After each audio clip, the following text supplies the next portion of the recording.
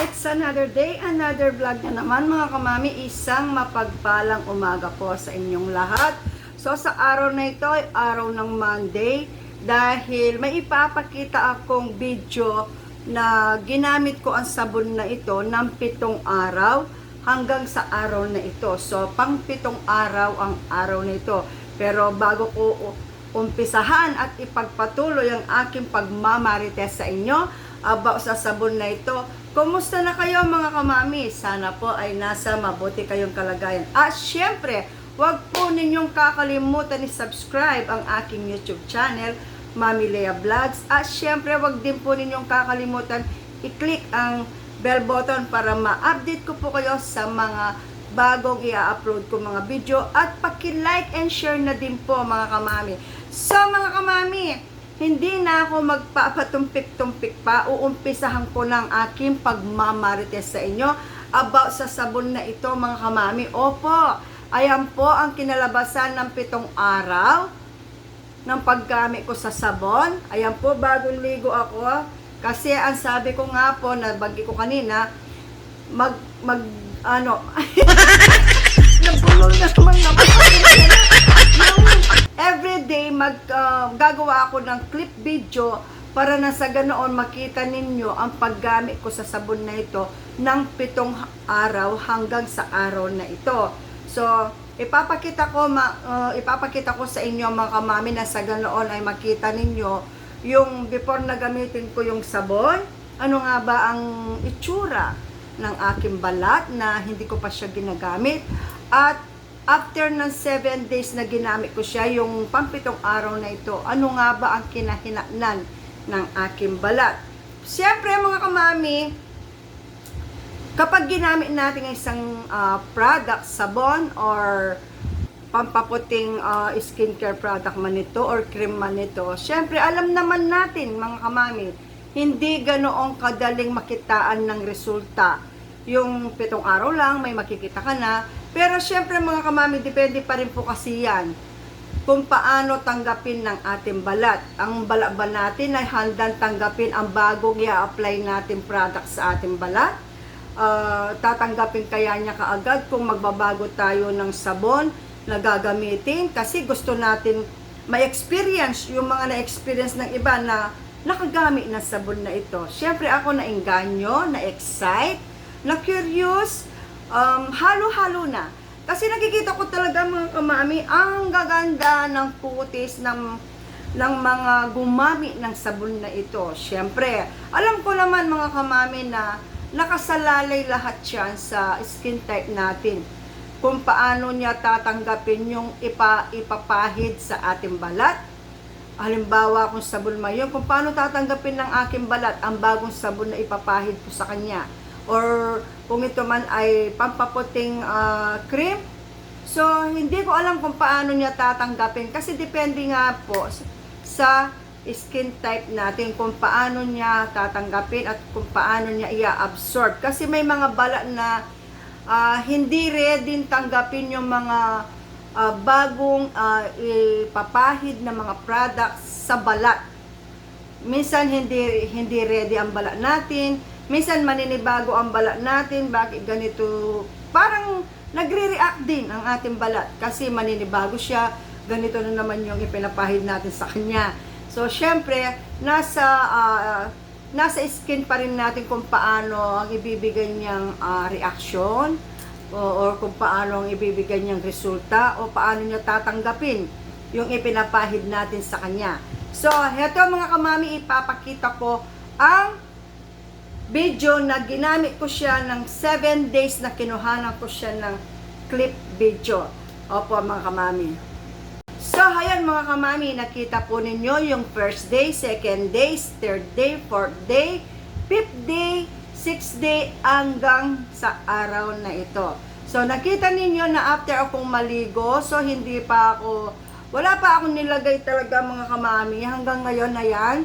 So ganito pa rin ang aking face. Ayan. So meron akong nakitang pagbabago pero hindi naman 80% na or 50% na may talagang magandang ibinigay na resulta. Although meron akong nakitaan mga Siguro mga 10% or 20% kasi in just 7 days, hindi ganoong kadali talagang makikitaan ng magandang resulta or talagang yung gusto mong ma-achieve na maputing maputi at makinis na makinis ang aking balat.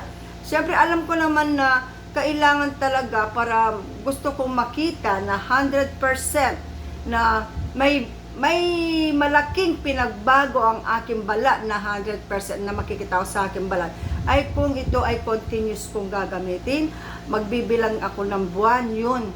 Doon makikita mo talaga yung pagbabago ng ating balat. Opo mga kamam, dahil araw-araw natin ginagamit ang sabon na ito, umaga, gabi. Tapos habang ginagamit natin ang sabon na ito mga kamami, kailangan pa rin natin mag-apply ng sunblock or sunscreen protection kahit nasa loob lamang kayo ng bahay. So, kailangan natin mag-apply pa rin ng sunscreen protection kasi para maproteksyonan yung ating balat sa init ng araw, lalo na sobrang init ng panahon ngayon. Talagang kung walang kisame ang bahay natin, talagang tumatagos yung init sa loob ng bahay. So, may tendency pa rin na magkaroon ng mga discoloration ng ating balat, kagaya kung may pekas ka, talagang yung mga pekas natin ay magiging visible. Ako po, naalis na nga po yung mga marami kong pekas dahil siguro mga kamami sa kung ano-ano mga DIY, kung ano-ano mga sabon na nire-research, ginagamit ko, nire-review ko, ginagamit ko at ginagawa ko ng vlog.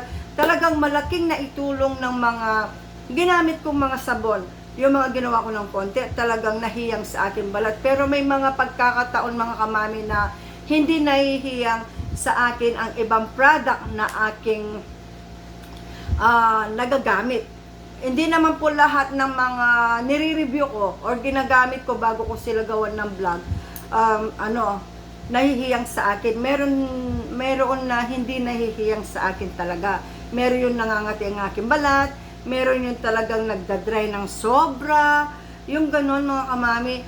Kaya kung minsan, matagal bago ko siya magawa ng review kasi hindi ko makitaan ng magandang resulta. Gusto ko kasi kapag gumawa ako ng video or vlog na ipapakita sa inyo or gusto kong mapanood ninyo, gusto ko yung maging maganda ang kahinatnan ng aking balat dahil sa paggamit ko ng product na iyon. So ngayon mga kamami, dahil kaika-pitong araw pa lamang nito ang paggamit ko sa sabon na sinasabi ko sa inyo na hindi ko pa naipakilala. So ipapakilala ko muna siya sa inyo mga kamami. Si Retinol Niacinamide with Collagen. Pasensya na kayo mga kamami dahil ginagamit ko na siya. Iisa lamang ang in-order ko. Gusto ko lamang siya i-try.